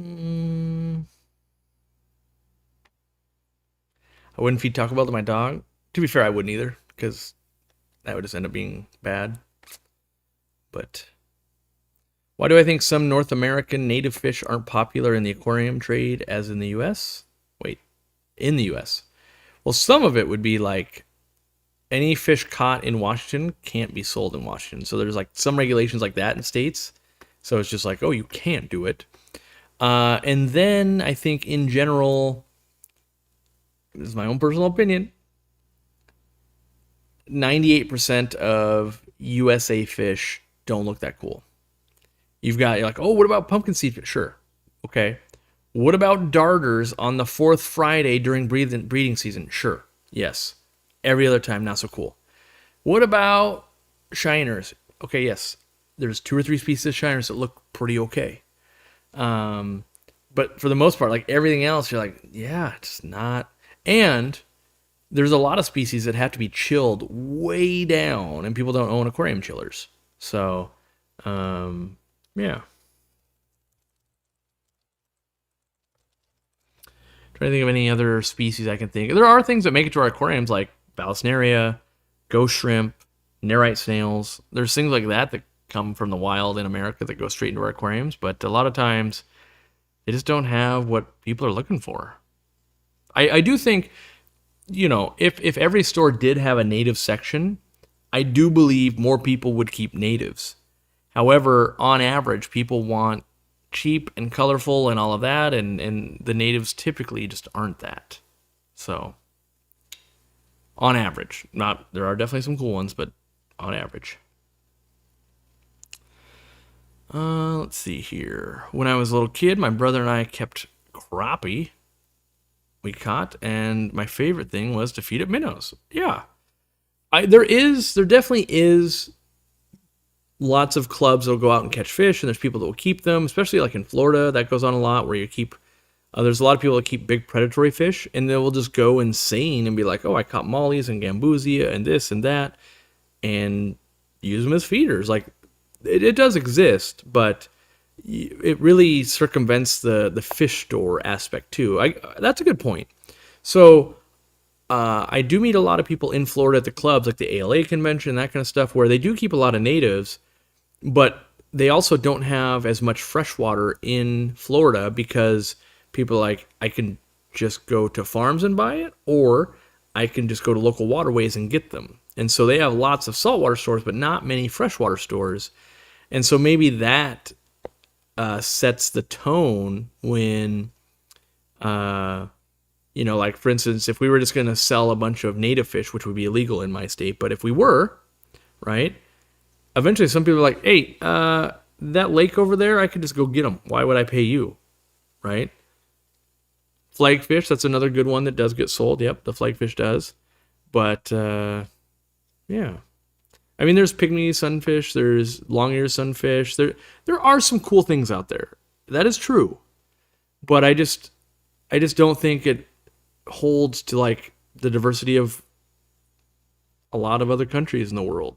So don't get me wrong, I wish I would love it. If I could just go get these rosy barbs at a lake or a river, hell yeah, let's do it. But unfortunately, it's not the case. Heteranid Formosa, that made it to the hobby. If you like gray fish like I do, I've kept them and bred them a ton. Gold form is cooler. But, yeah, get into it if you want. Half of it, at least in my career, I basically can force people to like my stuff. And what I mean by that is like through YouTube and being genuinely excited about it and doing that, you could be that person. And I did this before I was on YouTube, by the way. So it wasn't just YouTube that allowed me this. When I ran like the breeding programs and stuff like that in the Greater Seattle Aquarium Society, I loved white clouds and longfin white clouds and gold white clouds, and every year I would do a white cloud breeding competition. So you could be doing those things. Most times we don't think we'll be successful, so we don't do things. But the reality is, if you're willing to do work, you can make things happen. And so I would buy feeder white clouds. They'd be $5 for $1. And I'd buy I need to buy like $20 worth. And then I would hand them out at a meeting. And then I would have prizes to give out based on who bred the most and who made the biggest one and who had the coolest looking one and all of that. And then what happened is like everybody was keeping white clouds because they all bred them, and then they had a bunch of them. And then every year can we do it again? That was fun. And so it kind of became a thing. And you can do that too. You can be super passionate about something, forge the way for everybody else to get into that, and then you can just build it just like that. And that's super fun when it happens at local clubs. Like, wow, everybody's got this. And it happens all the time in your local clubs if you're hanging out. Like, oh, this person started breeding it. Now everybody's got it. And then no one wants it anymore because everyone's got it. And then a year later, where'd that go? Everybody had them. I love that fish. I lost mine. So you can make that stuff happen.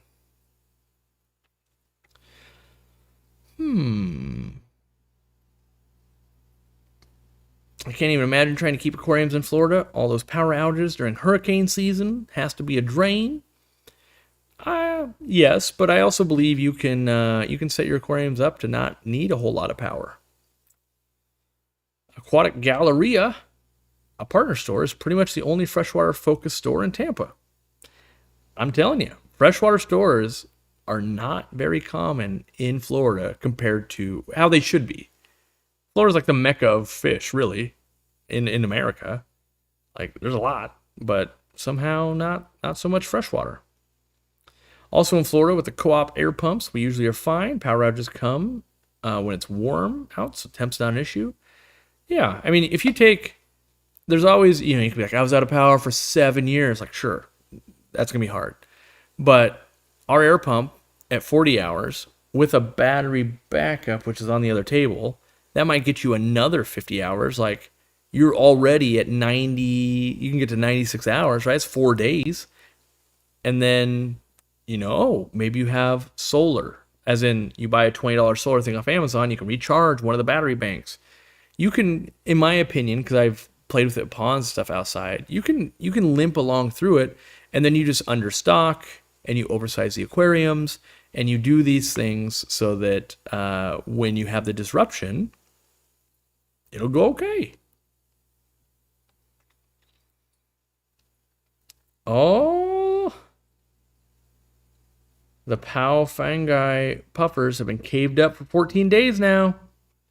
A little bit longer process than the last Fangi egg batch. I'm always jealous when people are breeding things I think are cool, but I have no idea what their life is like. Maybe they're like, oh yeah, I've just got a bunch of time to focus on this. Like, ooh, I'm jealous of that. Or their life is hectic. When I meet those people, then I just go, I'm just not good enough. When you meet someone that's busier than you are and accomplishing the thing that you think is cool, like, oh, you have 6 kids, 4 jobs, 9 fish rooms, and own 11 companies, and you breed saltwater freshwater puffers. Oh, and you just set up a brackish room. And then I'm over here just like, I guess I'll feed my fish and I'll go to work. Oh. Let's see here. My current dechlorinator makes Taco Bell more explosive. Yeah, you get the wrong dechlorinator, you got problems. I'm looking to add to my endlers to my unheated 20-gallon high, but I know very little about strains. Any advice? Are you looking to keep them more pure? If so, you're going to look at, N-class endlers and they classify them. Or are you saying, hey, what about like tiger endlers and blue spangle endlers and the color morph type endlers? Either way, you kind of just got to start going down a rabbit hole with either one, and then just take all the information in and keep what applies to you. If someone, says that you shouldn't be able to eat Taco Bell because you keep C-class and N-class endlers together, just disregard that information if it doesn't apply to you and you don't want it to, right? But if you're like, no, I want to get the most, my endlers need a collection point because I want the purest ones, then maybe you go like, hey, yeah, track down Adrian HD. He probably has 6 different locales of pure endlers for you to choose from. Do you want black bar? Do you want not black bar? Do you want orchid? Do you want, Venezuelan ones? You can get as nerdy as you want into it or not. When are you opening an Aquarium Co-op store in Wisconsin? I already did. We're in Washington. All right, we already established that earlier. Washington, Wisconsin, Wyoming, Washington, D.C., it's all the same. It's all the same. I'm crossing some Liberty and some Gills mollies, seeing what I get for reds. That could be real interesting. Not a lot of people, I find, are playing with wild-caught mollies or just fish in general and then crossing them. Usually, the person that keeps a wild-caught really sticks to that line. And where almost all of our colorful stuff, that's not true. A lot of colorful stuff in the hobby comes from mixing. So it'll be interesting. You could get something amazing, or you're like, no, when you mix these two, they look worse. Like, oh, okay, now I know not to do that.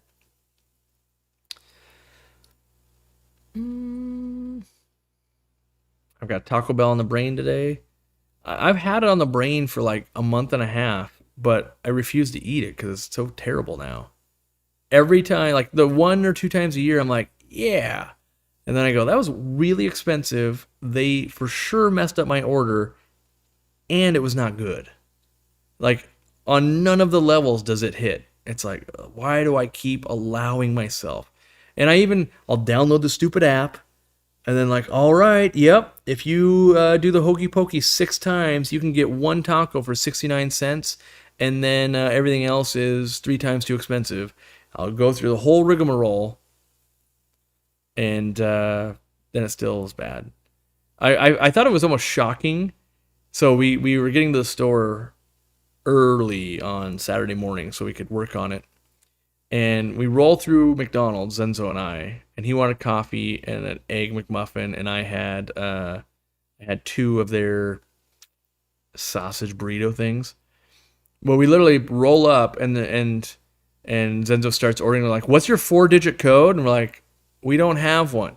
"What's your 4-digit code?" I'm like, "We're not using the app." Like, they're flabbergasted that we're just gonna pay. Like, I think the whole bill was $14, right?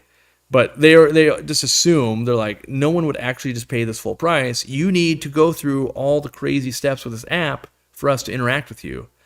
And I just cannot wait until app-based service like this dies a horrible, horrible death. Because it enrages me to know, like, well, if I jump through 11 hoops and let you track everything about me, I can get the food at the price it used to be without you stealing everything. Because it's like, oh yeah, if you do all of these things, you can get that breakfast sandwich and you can get an additional one for $1. And it's like, growing up, they were 2 for $2. And then, like, even like before apps were popular, it was like 2 for $4. And now it's like, yeah, it's $7. If you use the app, you can get 2 for $8. And I refuse to jump through it, because half the time it's like, okay, well, I don't want to sit there in the parking lot, so I'm trying to like line up an order before, and it like attaches to the wrong McDonald's. You get closer, then that deal's not valid at that place. Whether it's McDonald's, Taco Time, Taco Bell, any of this app crap. Insanely irritating. And I can't imagine going, I can't imagine that, but it would be like me going, no, I need you to make it 15 steps harder to get a fish out of my store. I need you to go to this app. I need you to have it break down. I need you to have all these crazy things and tell me everything about you so I can sell you. Oh, you're not using the app? Neon Tetras are $26.99. Oh, you are using the app? Oh, okay. Well, you get 4 for $10. Literally, I think when I deleted the app, a 4-piece nugget was $6.99, or if you use the app, it was $2. And that's when it broke me. I uninstalled it and said, never will I will gladly overpay full price than do their app shenanigans, because I don't want to support it at all. And so usually by not having the app, I just won't do it, because I'm like, I don't want to go pay a ridiculous amount of money. We were willing to do it in that situation. Limited options, had to be quick, and had to have coffee and a few other things. Yeah. So, that's right. Salty, ranty, app crap. Now, if you made it easier in some way, like the price was the same. Yeah, you love contactless shopping? So do I. I never want to see another human ever. Let me order online. Let me do something where why can't it just be the same thing though? Like, if I have to go to the drive-thru and I'm going to speak to the speaker, yeah, my code's 46294. Was that 21643? No, 49264.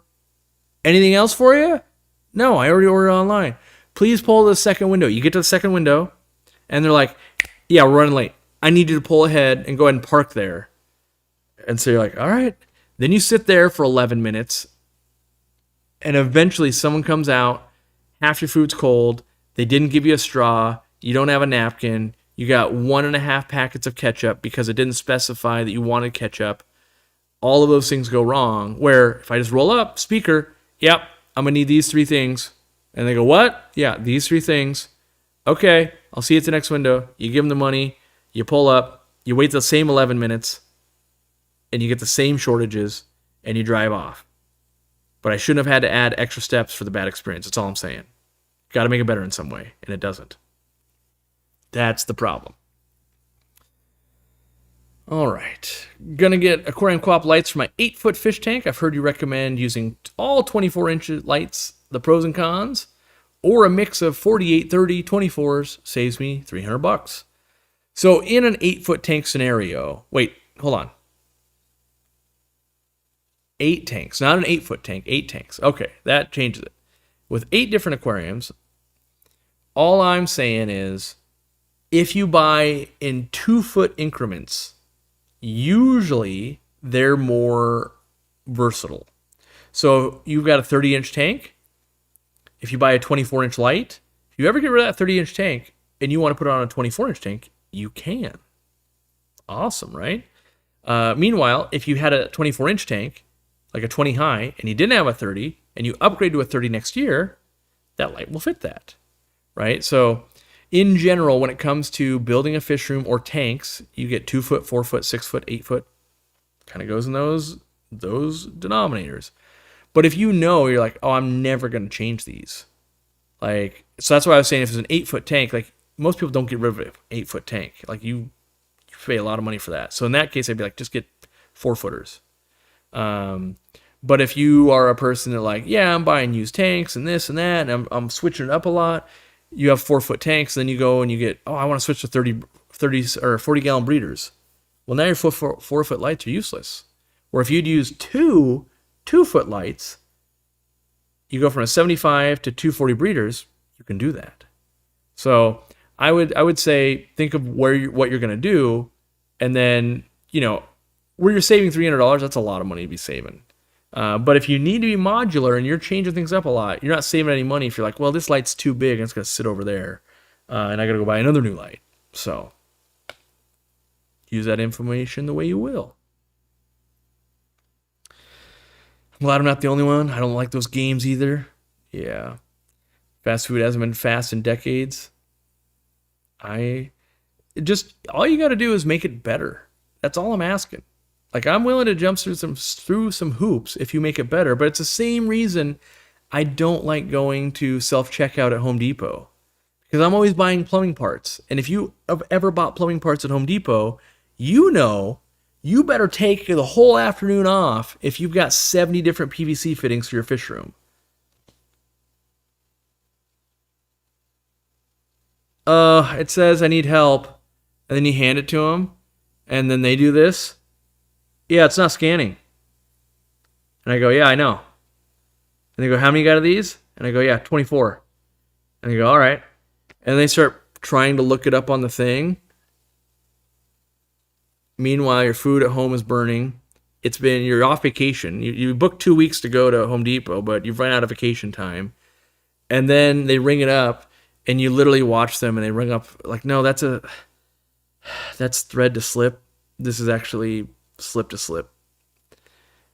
And if you tell them, even though they're the same price, you've just endangered yourself to another 4 minutes of solid looking, and you still have a whole cart of crap to scan. Or you can go to the place where they actually just ring it up, and they get it done faster. Because it's not one person to 11 checkouts.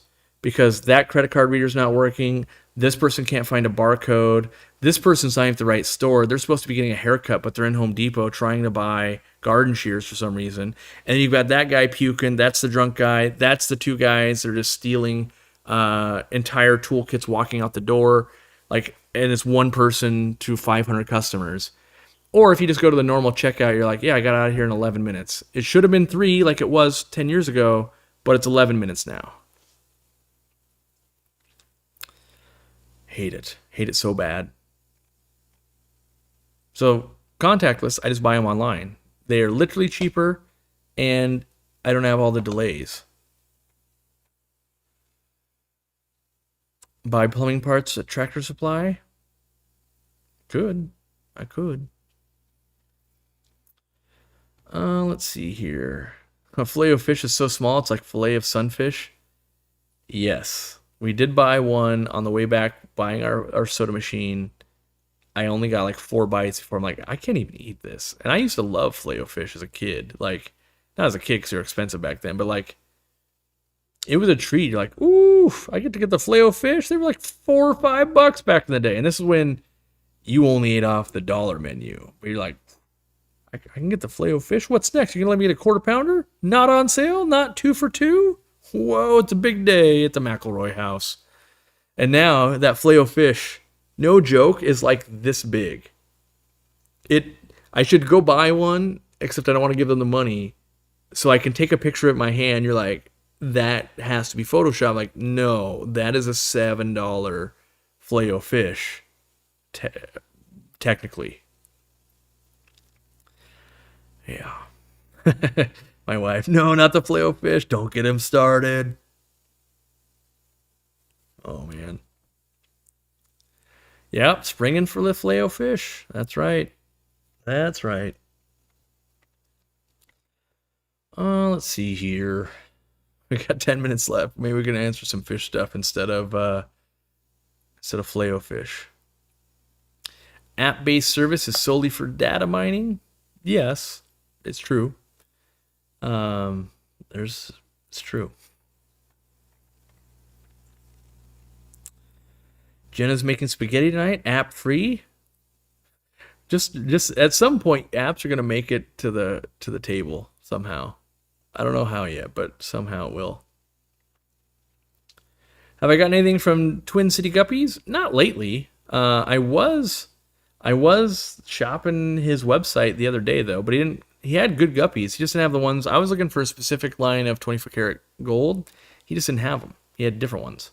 But I do shop it probably once every 2 or 3 months. Like, oh yeah, let me check there, because he's a retail store, but they will ship out. So worth it. And I like the family, and I know they try really hard, and I've always gotten good fish from them. So that's why I check from time to time. That's right. Fish are friends, food, and fun. Exactly.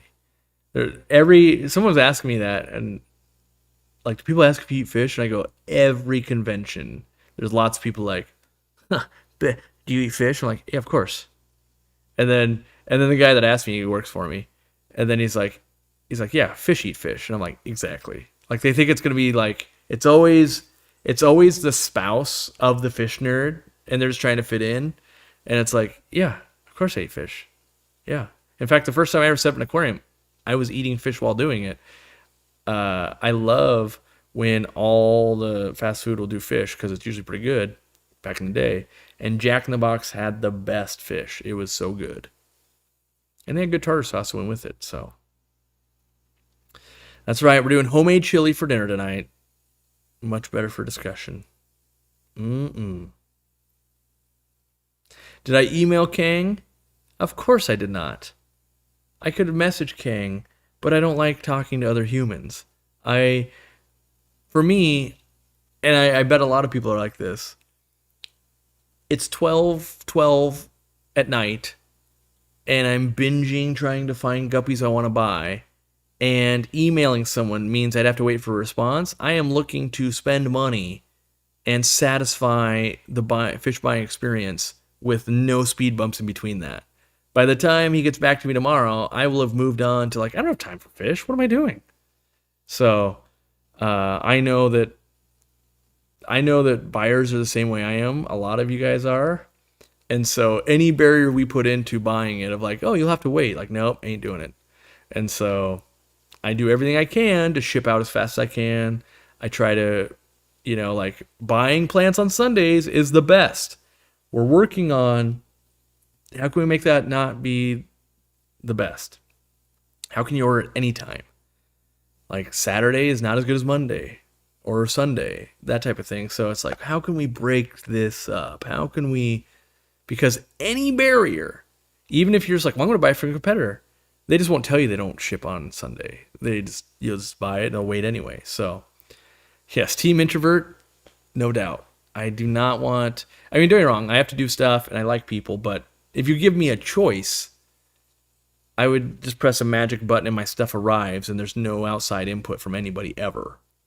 That is what I would choose if it was possible. But I know that I have to, like, it's horrible, but I have to talk to people on the phone for the permitting process of, like, the store. And it's just, I have to get in the mood for, like, the whole day of, like, all right, or heaven forbid I have to call the bank.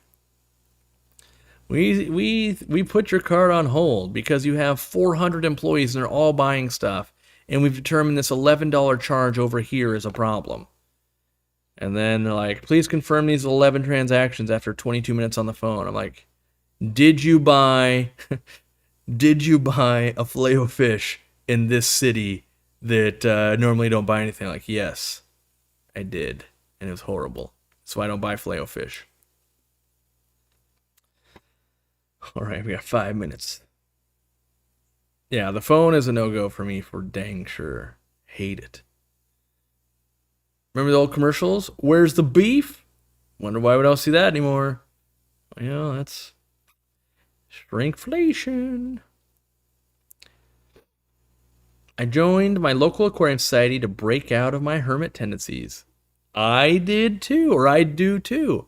So I went to the GSAS meeting and I literally told my wife, like, it's good for me to go. Like, it's the topic I want. It's good for me to socialize with people and just be equals and just learn and do that. And I 100% agree. And so, yeah, because for the most part, it's like I don't need anything. I own a fish store and all of this, but it's purely to go be with other fish nerds. I remembered when you had the email, the wet spot. Oh, when you had to email the wet spot online for ordering. For me, yeah, them fish might as well not be for sale. Yeah, vendors will do that all the time to me. Like, well, you could call in and we could make sure. And I'm like, you don't understand. That is literally impossible. I will say, can I pay more to not have this process?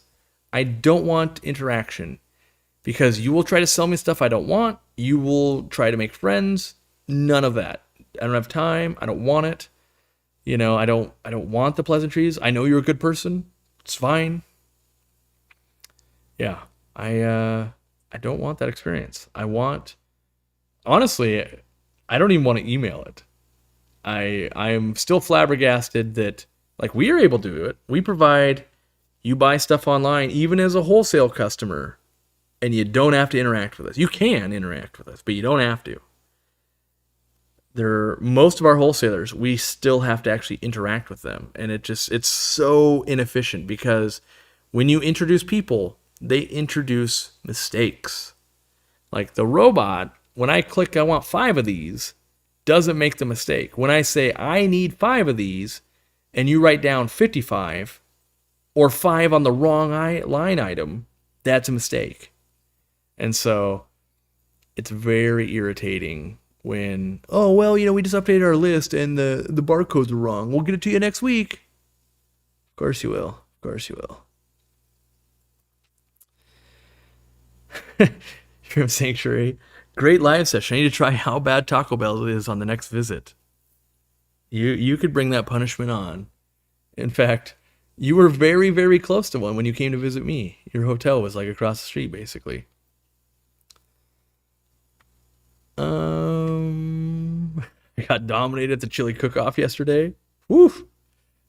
It's okay. My pride will get over it. I wish I had something like that.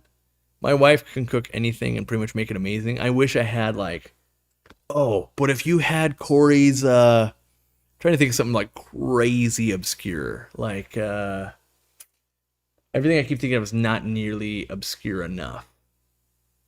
Like, what would be... I'm trying to think. Like, some kind of relish, maybe.